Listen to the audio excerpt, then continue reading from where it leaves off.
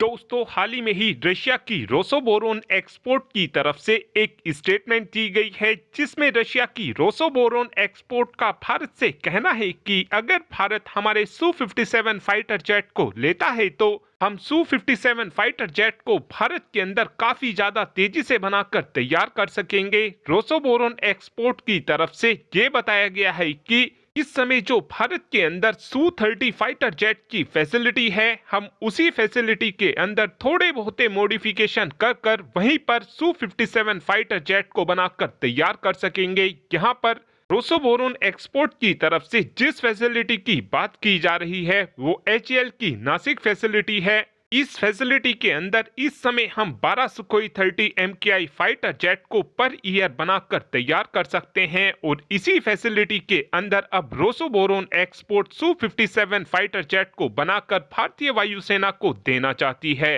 जिस समय हमारी वायुसेना ने 272 की संख्या में रशिया से Su-30 फाइटर जेट को खरीदा था, उस समय 200 से भी ज्यादा Su-30 फाइटर जेट को इसी नासिक फैसिलिटी के अंदर बनाकर तैयार किया गया था। अभी तक हम रशिया के Su-30 फाइटर जेट के अंदर बहुत से मॉडिफिकेशन कर चुके हैं और अब तो हम अपने सुखोई 30 MKI फाइटर जेट को सुपर सुखोई में भी बदलने की तैयारी कर रहे हैं, यानी कि रशिया की तरफ से Su-30 फाइटर जेट में कोई भी मॉडिफिकेशन करने से भारत को नहीं रोका गया है। वहीं पर अगर इस समय हमारे पास कोई अमेरिकन फाइटर जेट मौजूद होता तो अमेरिका की तरफ से कभी भी हमको इस बात की परमिशन नहीं दी जाती कि आप अपनी मर्जी के हिसाब से हमारे फाइटर जेट के अंदर मॉडिफिकेशन कर लीजिए। और अब समझने की कोशिश करते हैं कि अगर हमारी वायुसेना की तरफ से Su-57 फाइटर जेट को खरीदा जाता है तो हमारे सामने क्या क्या परेशानी आने वाली है। सबसे बड़ी और सबसे पहली परेशानी तो हमको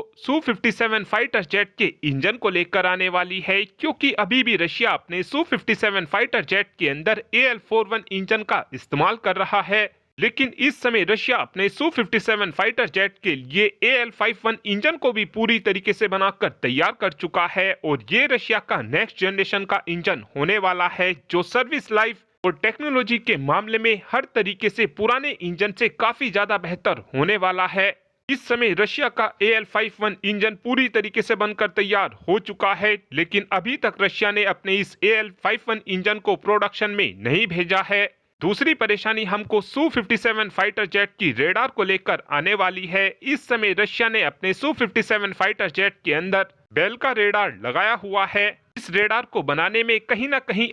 चाइना का भी इन्वॉल्वमेंट रहता है, लेकिन रेडार को लेकर हमारे सामने ज्यादा परेशानी नहीं आएगी क्योंकि हम Su-57 फाइटर जेट के अंदर अपनी स्वदेशी गैन बेस रेडार को लगाकर तैयार कर सकेंगे। इस समय Su-57 फाइटर जेट के साथ एक परेशानी यह भी है कि Su-57 फाइटर जेट के अंदर इलेक्ट्रो ऑप्टिकल टारगेटिंग सेंसर नहीं लगा हुआ है। साथ में Su-57 फाइटर जेट का जो एयर इनटेक है वहां से भी इंजन बिल्कुल साफ साफ दिखाई देते हैं और इस फाइटर जेट के स्टेल्थ को लेकर तो हमेशा से ही सवाल उठाए गए हैं। लेकिन आप कहेंगे कि इन सभी कमियों को देखने के बावजूद हम Su-57 फाइटर जेट को लेंगे क्यों, तो आपको बता दें कि अगर हमारी वायुसेना Su-57 फाइटर जेट को खरीदती है तो इन फाइटर जेट का मुकाबला आगे चलकर चाइना के J-20 और J-31 फाइटर जेट के साथ में होगा और ये दोनों ही वो फाइटर जेट हैं जिनके अंदर सेम इसी तरीके की परेशानी है। इन फाइटर जेट को काफी आसानी से Su-57 फाइटर जेट काउंटर कर सकता है।